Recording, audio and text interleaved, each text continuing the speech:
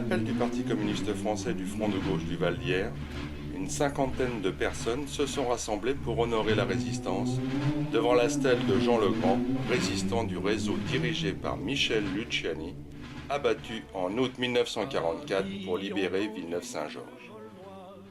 Daniel Guerdin-Lec, dirigeant départemental du Parti communiste français, a dit avec des mots forts et justes le sens de cette commémoration et combien l'unité de la résistance a été une force. Il a mêlé les noms de Geneviève Antonios de Gaulle, Jean Zay, Pierre Brossolette et Germaine Tillon, entrés le 27 mai au Panthéon, à ceux de Marie-Claude Varian-Couturier, Martha Grumeau, Mishaak Manoukian, qui n'y sont pas, eux, entrés.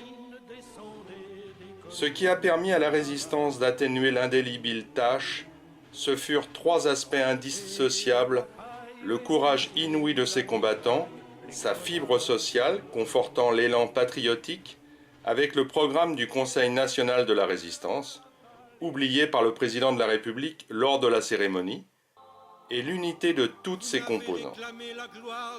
Et nous voilà le jour du 70e anniversaire de la résistance, retiré de la photo nationale.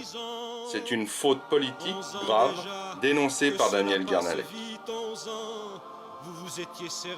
Résister se conjugue toujours au présent, disait Lucie Aubrac. Oui, commémorer ne prend de sens que dans le combat politique d'aujourd'hui, où il est indispensable de trouver les voies de l'unité pour résister au déferlement d'attaques contre les acquis de la libération. C'est le plus bel hommage que nous pouvons rendre à celles et ceux qui nous ont précédés. Ce qui a été fait hier, c'est une sorte de panthéon du peuple. Une gerbe a été déposée, le poème d'Aragon, La Rose et le Réséda, a été lu par une citoyenne. Le chant des partisans, accompagné par deux musiciens, a été entonné par tous les participantes et participants. Et enfin, la cérémonie s'est clôturée par le chant de la Marseillaise.